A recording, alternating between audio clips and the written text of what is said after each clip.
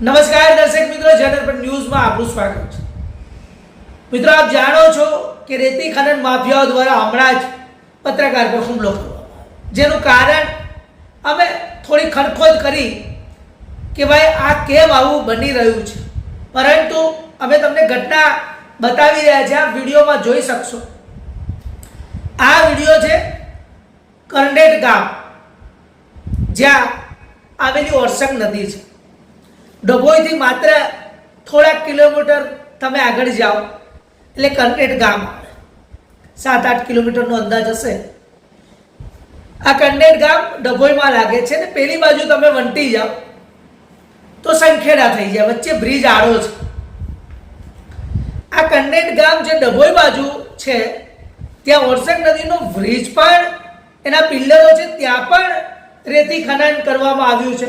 સાથે સાથે નવાઈની વાત એ છે દર્શક મિત્રો કે સાંજે 6 વાગ્યા પછી નદીમાં ખોદકામ થતું નથી, જમીનમાં ખોદકામ થતું નથી, પરંતુ અહીંયા 6 વાગ્યા પછી તો ચાલુ થાય છે। આ વિડીયો આજનો જ છે અને આ વિડીયો તમે જોઈ શકશો। ત્યાં પડેલી એક સફેદ ગાડી છે, એ ગાડી એટલા માટે છે કે કોઈ પણ વ્યક્તિ, કોઈ પણ કર્મચારી, સરકારી કર્મચારી હોય, પ્રેસ મીડિયાવાળા હોય કે અન્ય કોઈ વ્યક્તિ અંદર પ્રવેશ કરે ને એની લાઇઝિંગ માટે આ ગાડી ત્યાં મૂકેલી છે। તમે વિચારો કે આવી રીતે ત્યાં ગેરરીતિઓ આચરવામાં આવે છે। અમારી પાસે ટૂંકી માહિતી છે, સૂત્રો અનુસાર જે સર્વેયર અધિકારી છે તેના સાથે પણ અગાઉ 1.5-2 મહિના પહેલા આવા જ ત્યાંના રેતી ખનન માફિયાઓ એમની સાથે ઉગ્ર બબાલ પણ કરી હતી। મામલો પૂરો દબાવવામાં આવ્યો છે, પણ સૂત્રો પ્રમાણે અમને એ પણ જાણવા મળ્યું છે બધા જ મિલીભગતોના કારણે આ કામ થઈ રહ્યું છે।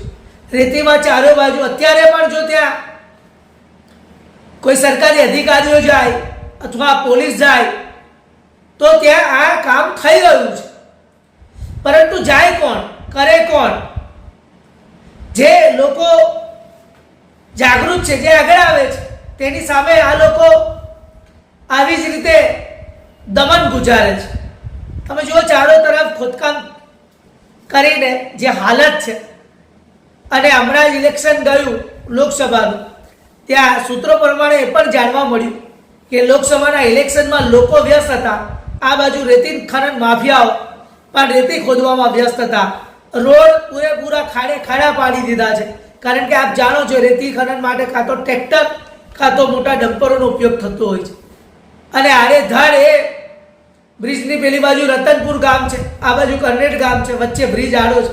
બંને સાઈડ આ ડભોઈ સાઈડનો જે વિડીયો બતાવી રહ્યા તમે, એટલું પુષ્કળ અનલીગલી ખોદકામ ચાલી રહ્યું છે, અને આની પર ક્યારે રોક લાગશે? કારણ કે તેરી બી ચૂપ મેરી બી ચૂપ જોવા મળી રહી છે। બધાની જ મિલી બટાઈના કારણે આ રેતી ખનન માફિયાઓ બેફામ બન્યા છે। સૂત્રો પ્રમાણે અમારી પાસે એટલી પણ માહિતી છે કે આખો દિવસ આ રેતી ખનન માફિયાઓ બિંદાસ સૂઈ રહે છે, રાત્રે જ સક્રિય બને છે, લાઇટો પણ અમે તો બંધ રાખીને કામ કરે છે, ત્યાં સુધીની માહિતી છે। એટલે અંધારામાં જવાની કોઈ જીગર પણ ના કરી શકે। આટલી બધી ગેરરીતિઓ આચરતી હોય અને સરકાર તેમજ પ્રશાસન આ ખાડે આળા કાન થતું હોય, એ કેટલા હદે યોગ્ય છે? અને જાગૃત પત્રકારો જ્યારે આને ઉજાગર કરતા હોય ત્યારે એમનું જાનમાલનું જોખમ થતું હોય, માટે આ વિડીયો બતાવવો ખૂબ જરૂરી હતો। આ અહેવાલના માધ્યમથી અમે તમને એ જ બતાવવા માંગીએ છીએ કે બધી જ જગ્યાએ ભ્રષ્ટાચાર ચારો તરફ ખુલ્લેઆમ આચરી રહ્યો છે। આજુબાજુના ગામના લોકોએ જાગૃતતા દેખાવી જોઈએ અને એનો વિરોધ કરવો જોઈએ, અને સરકારી પ્રશાસને પણ આમાં ધ્યાન દોરવું જોઈએ। તો જોવાનું રહેશે ક્યાં સુધી આ ચાલે છે, કારણ કે પિલ્લરો પણ ખોદાઈ ગયા છે, વિડીયોમાં જોઈ શકો છો, ઘણું નુકસાન છે। તો ખાસ વાત એ છે કે આવી આ રેતી ખનન માફિયાઓ પર ક્યારે રોક લગાવવામાં આવશે અને ક્યારે આ બંધ કરવામાં આવશે। તો ત્યાં સુધી મને અને મારા સાથી નિખિલ ગાયકને રજા આપશો।